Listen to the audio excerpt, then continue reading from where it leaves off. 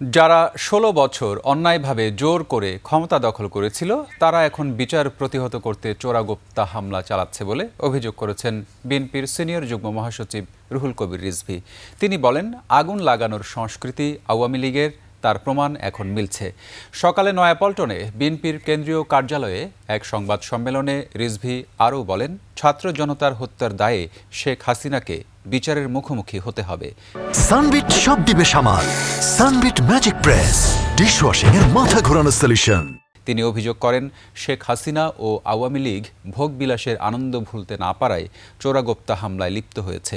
রিজভী বলেন, দেশে নানা ইস্যুতে আন্দোলন চলছে, কিন্তু সেখানে ফ্যাসিবাদী শক্তি আড়ালে মুচকি হাসি দিচ্ছে। এটাই গণতান্ত্রিক দলগুলোর ব্যর্থতা। অবাধ ও সুষ্ঠু নির্বাচনের মাধ্যমে জনগণের ক্ষমতা ফিরিয়ে দেওয়ার আহ্বান জানান রিজভী। এছাড়া জাতীয় নির্বাচনের দিন গণভোটের আয়োজনেরও দাবি জানান তিনি।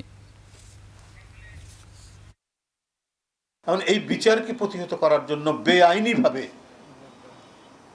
দেশের প্রায় ২৫ থেকে ৩০টি স্থানে চোরাগুপ্তভাবে হামলা করা হয়েছে, বোমাবাজি করা হয়েছে, বাসে আগুন দেওয়া হয়েছে, বাস চালককে আগুনে পুড়িয়ে হত্যা করা হয়েছে। এই ২-৩ দিনের মধ্যে একই দিনে গণভোট হলে পরে তাতে সময় কম বাঁচবে, অর্থের অনেক সাশ্রয় হবে এবং আমরা সত্যিকারের